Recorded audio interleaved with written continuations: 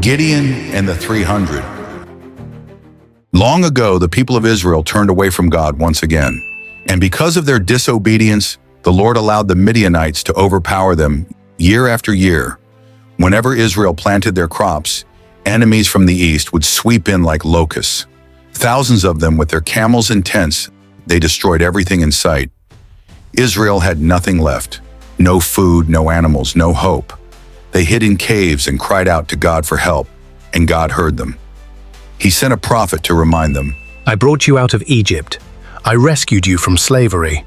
I am the Lord your God, but you have not obeyed my voice. Then one day, an angel of the Lord appeared to a man named Gideon. The angel sat beneath a tree nearby and said, The Lord is with you, mighty warrior. Gideon looked around, startled.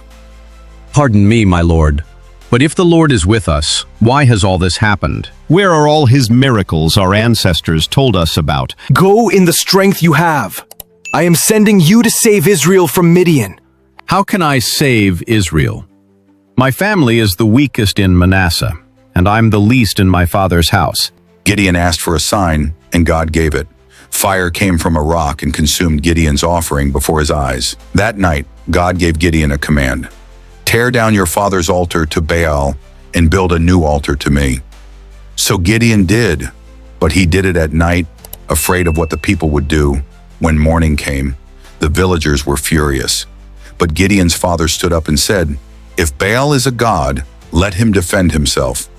From that day, Gideon was called Jerubbaal. Let Baal contend. Soon the armies of Midian gathered in the valley, countless in number, and the Spirit of the Lord came upon Gideon. He blew a trumpet and called the tribes of Israel to join him. Still, fear whispered in his heart. So Gideon prayed again, Lord, if you will truly save Israel by my hand, let there be dew only on this fleece and none on the ground. And it was so. The next night he asked the opposite, dew on the ground, dry fleece. Again, God answered. Then the Lord said something Gideon didn't expect. You have too many men. Too many? If Israel won with a great army, they might think it was their own strength. So God sent home the fearful. 22,000 left. 10,000 remained. Then God tested them again by the way they drank water. Only 300 men stayed. 300 men to face an army that filled the valley like the sand by the sea. That night, God said, If you're afraid, go down to the enemy camp and listen. Gideon crept through the dark and overheard a soldier sharing a dream. Gideon fell to his knees and worshipped.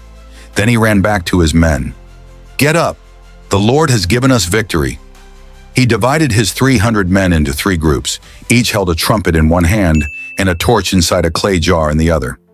At the middle watch of the night, Gideon gave the signal.